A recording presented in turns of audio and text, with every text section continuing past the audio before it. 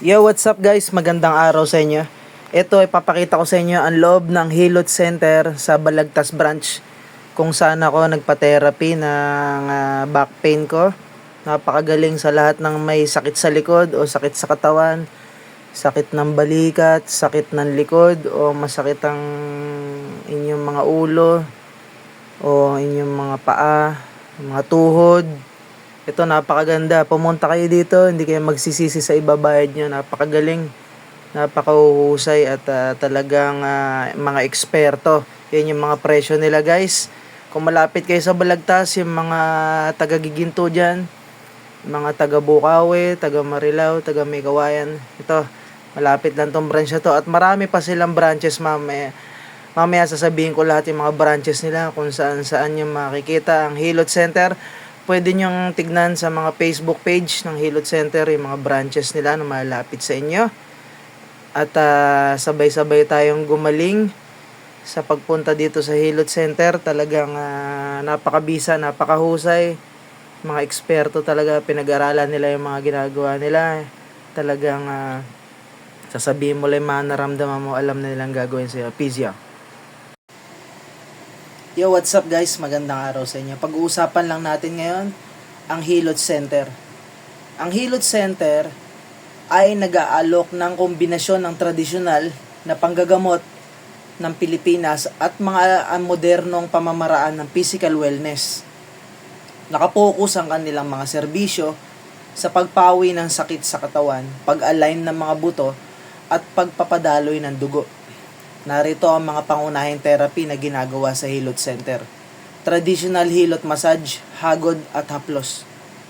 Ito ang traditional na masahe na gumagamit ng virgin coconut oil at mainit na dahon ng saging upang matukoy ang mga bahagi ng katawan na may lamig o baradong enerhiya. Hagod at haplos. Malalim at mahabang hagod para lumuwag ang naninigas na mga kalamnan. Pindot at pisil. Pagpindot sa mga partikular na pressure points para matanggal ang stress at sakit. Pagtanggal ng lamig, tinutunaw ng mga bukol-bukol o nodules sa likod na sanhi ng pagod o maling postura. Bone setting, whole body alignment. Isa ito sa kanilang mga pinakasikat na therapy kung saan mano-manong i-align ang mga buto at kasukasuan kahawig ng chiropractic adjustment. Pagsasaayos ng postura. Inaayos ang pagkakahanay ng spine o gulugod. Tunog lagutok. Kilala sa pagpapatunog ng mga joints, leeg, likod at balikat upang maibsan ang pressure sa mga nerves. Ventosa therapy, cupping. Ginagamit ito ng mga espesyal na baso, cups, na naglalagay ng sanction sa balat.